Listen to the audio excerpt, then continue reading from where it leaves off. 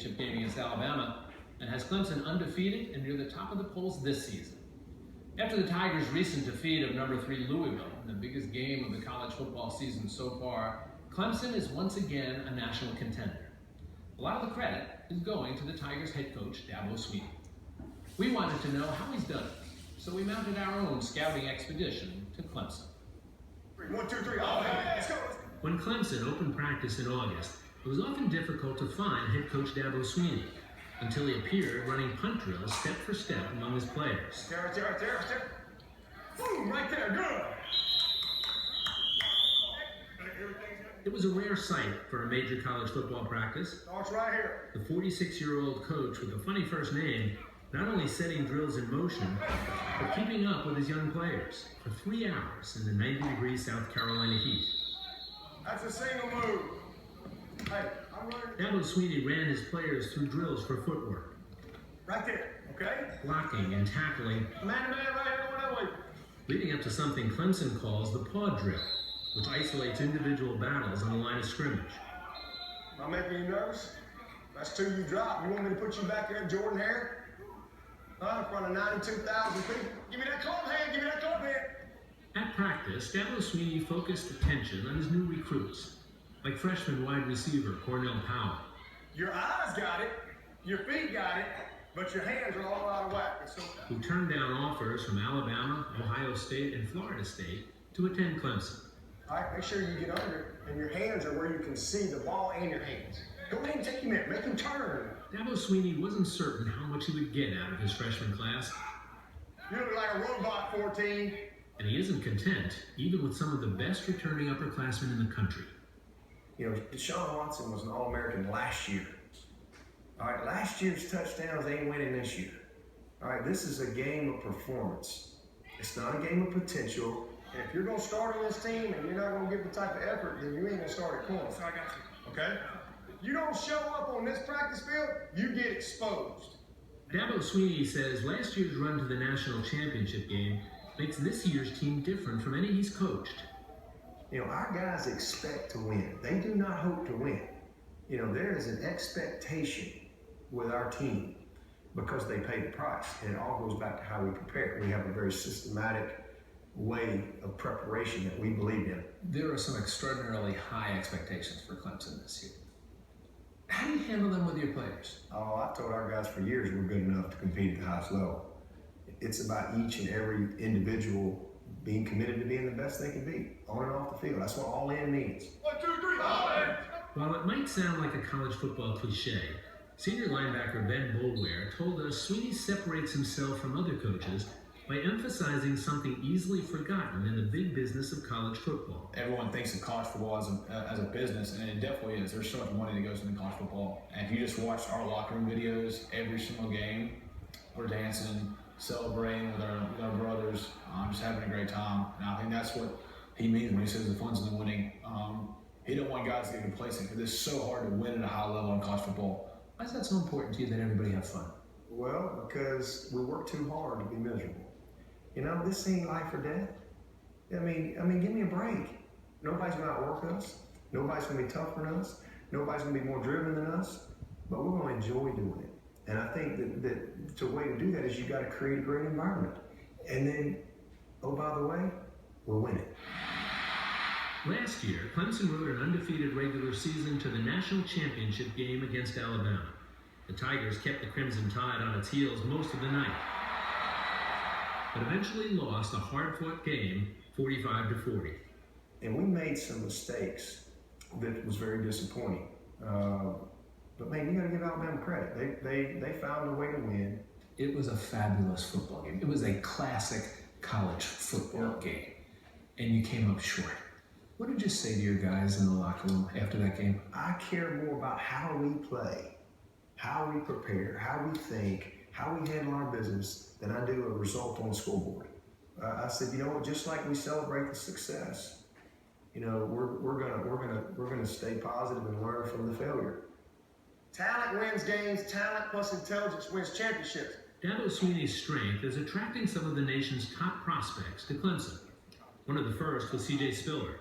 Swinney convinced Spiller to leave the state of Florida for a school that wasn't even on his radar. I knew nothing about Clemson because I grew up in the heart of either a Gator or you was a Seminole. Spiller became an All-American running back at Clemson and was the 9th overall pick in the 2010 NFL Draft.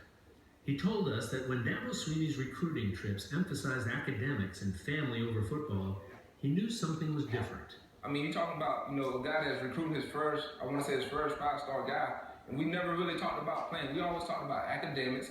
He pretty much he told me his story, his background, how he grew up. That was different from the other recruiters that you had? Yeah, it was very different because he wanted to get to know me as a person, who my family was, and I think that's why we connected. With his first 5-star recruit landed, Swinney went on to attract some of the nation's top prospects, like quarterback Taj Boyd, wide receiver Sammy Watkins, and current quarterback Deshaun Watson. Deshaun Watson, touchdown, Clemson. Each elevating the profile of Clemson football as much as its winning percentage. You're welcome, D-Dub. You can be, somewhere other than Clemson right now. You wouldn't be as happy. Since 2014, Clemson has lost only 4 games with Watson as quarterback. Last year, he became a Heisman finalist and the only player in major college football history to throw for more than 4,000 yards and rush for more than 1,000 yards in a season. The only one. Not Michael Vick, not Robert Griffin III, not Cam Newton. What do you do for non-core this year? Top that. I want to improve on that, and I think I can. A lot of people, you said, I had a heck of a year, but at the same time, I had a lot of mistakes. If I capitalize on those and twist those around this year, who knows what kind of season it'll be. On the other side of the ball, the Clemson defense has become a formidable power under defensive coordinator Brent Venables, whom Swinney lured away from college football powerhouse Oklahoma. What did you see as the first things that you needed to change in terms of Clemson football and defense? Just creating, again, a culture of toughness, a culture of accountability, and a culture of, having an edge as a defense. Under Venables, Clemson developed one of the best and deepest defenses in the country. Last year, Clemson replaced 8 starters and still put together a top 10 defense. Yet they were 102nd in giving up plays of 20 yards or more. How can that happen? I can tell you how that happened. They made a bunch of big plays, but when it came nut cutting time and that field got condensed, we found a way to get off the field. We made some big plays in crucial situations. But we don't need to get in those situations. That's got to change. We got to give up the least big plays in the country. Not 102nd. That's unacceptable. Different head coaches have different personalities and bring different personas to the game and to their team. How would you characterize Coach Swinney and his persona as a head coach? There's an innocence about Coach Swinney. His energy, his infectious passion for players, for the game. Dabo Swinney's indoctrination into the game began in Pelham, Alabama, where his father preached the gospel of Alabama football. Where did the name Dabo come from? Well, it came from my middle brother. He just called me that boy all the time. He called me that boy, and out of the baby's mouth, it was Dabo. And it was Dabo. And so my parents started calling me Dabo, and I swear to you, I didn't know my name was William Christopher till like the first grade. I'm like, what? Swinney grew into a 3-sport athlete, an honor society student. But by the time he was 16, his father's drinking had torn the family apart. My normal was dysfunctional. I just didn't know it, until I got a little bit older in middle school. My dad is gone 2 weeks at a time, drinking all the time, fights in the house. Just police coming, just all of a sudden things are like, no, this ain't right. Football was Swinney's escape, and he dreamed of playing at the University of Alabama. But as an undersized wide receiver, he didn't attract much attention from the Crimson Tide. Undeterred, Swinney beat out dozens of players to earn one of 2 walk-on spots at Alabama. He wasn't a star, but he did become a 3-year letterman and was a member of Alabama's 1992 national championship team. What do you say to young people? What lesson do you pass on to them from what you learned through that experience? Bloom where you're planted. That's what I always tell people. Just be great at whatever it is you're doing. You know, for me, I wanted to be the best walk-on I could possibly be. But I remember initially getting there going, wow, that guy's faster than me, stronger than me, bigger than me. But what I learned through my experience is you can still outwork people. You can out-heart people. You can out-tough people. And not everybody's willing to do that.